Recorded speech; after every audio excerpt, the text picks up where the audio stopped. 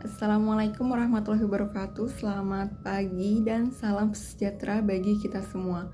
Perkenalkan, saya Hidayatun Nisa, NIM K75222050. Di sini saya akan menjelaskan tentang perilaku organisasi.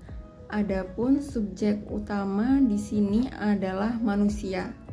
Karena manusia merupakan elemen penting dalam organisasi. Artinya, seberapa penting kualitas manusia itu akan menentukan kualitas dan kinerja di dalam suatu organisasi. Selanjutnya adalah pengertian perilaku organisasi.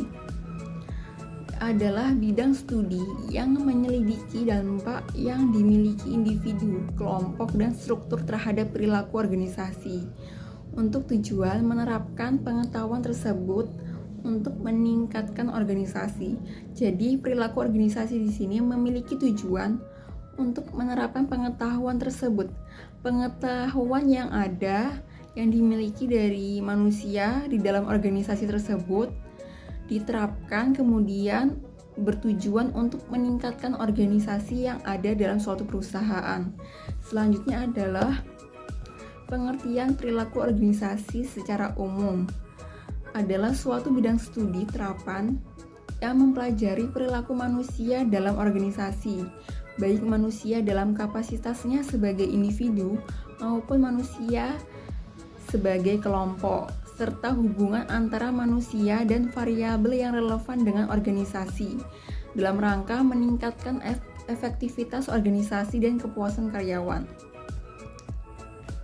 Selanjutnya adalah faktor yang mempengaruhi pembentukan perilaku. Adapun faktor yang pertama adalah norma hukum, yakni kelaziman dan aturan kesusilaan yang berlaku di masyarakat, norma keagamaan, dan norma hukum kenegaraan. Selanjutnya adalah faktor yang kedua, yakni lingkungan. Faktor yang mempengaruhi perilaku dalam variabel lingkungan yaitu keadaan alam di sekitar manusia, kelompok, dan kebudayaan. Selanjutnya adalah faktor yang ketiga, yakni faktor psikologis. Faktor yang mempengaruhi perilaku dalam variabel psikologis antara lain faktor persepsi, faktor sikap, faktor kepribadian, dan faktor belajar. Dan selanjutnya adalah karakteristik perilaku organisasi. Adapun karakteristik yang pertama di sini adalah perilaku. Perilaku organisasi adalah perilaku individu dalam organisasi. Untuk memahami perilaku organisasi, maka terlebih dahulu harus memahami perilaku berbagai individu di dalam organisasi. Dan selanjutnya, karakter yang kedua adalah struktur. Struktur berkaitan dengan hubungan yang bersifat tetap dalam organisasi. Bagaimana pekerjaan itu diatur dalam bagian organisasi. Jadi, struktur organisasi berpengaruh besar terhadap perilaku individu atau orang-orang dalam organisasi serta efektivitas dari organisasi tersebut. Selanjutnya adalah karakter yang ketiga, yakni proses. Proses di sini adalah interaksi yang terjadi antara anggota organisasi. Proses organisasi di sini antara lain meliputi komunikasi, kepemimpinan, proses pengambilan keputusan. Selanjutnya adalah tingkatan analisis perilaku organisasi. Jadi di sini kita bisa lihat tingkatan analisis perilaku organisasi seperti sebuah lingkaran. Jadi yang terdalam di sini adalah individu. Jadi satu persatu perseorangan yang terdapat di lingkungan organisasi tersebut merupakan individu yang ada di dalam suatu organisasi. Masuk ke lingkaran yang lebih besar yakni adalah kelompok. Dan selanjutnya adalah lingkaran yang lebih besar lagi adalah organisasi. Dapat disimpulkan di sini